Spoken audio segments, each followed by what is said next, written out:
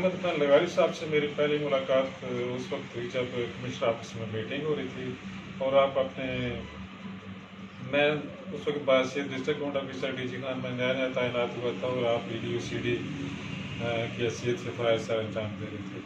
तो मीटिंग के दौरान आपने बड़ी अच्छी गुफ्तगू की और बड़ी मसाइल को अच्छे तरीके से उजागर किया और मीटिंग के बाद मैंने फिर उनकी उसे जो उन्होंने फीडबैक दिया मीटिंग में उसकी बड़ी तारीफ़ की।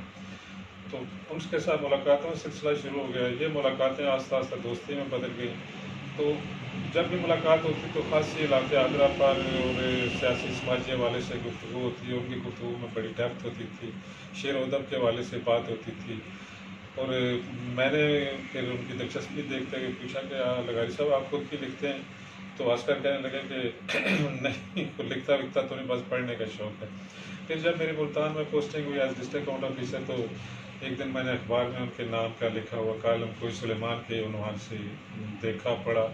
बहुत ही उम्दा और खूबसूरत कालम लिखा हुआ था और उसमें कालम की जो डेफिनेशन होती है अखबारी कालम की वो 100% उसमें पूरा उतरा था 90 अल्फाज में। मैंने फ़ौरन जाकर उनको फ़ोन किया और बड़ी उनकी कालम की तारीफ़ की।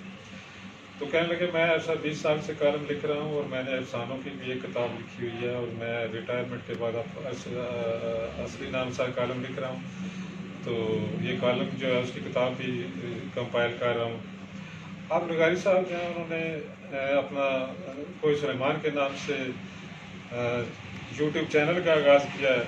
तो मुझे यकीन है कि आप जो है वो उसमें सियासी समाजी इल्मी अदबी और सकाफ़ती हवाले से और जितने भी इश्यूज़ हैं उनके ऊपर अपना फीडबैक देंगे और इलाके की तरक्की और तामीर के लिए अपना किरदार अदा करेंगे।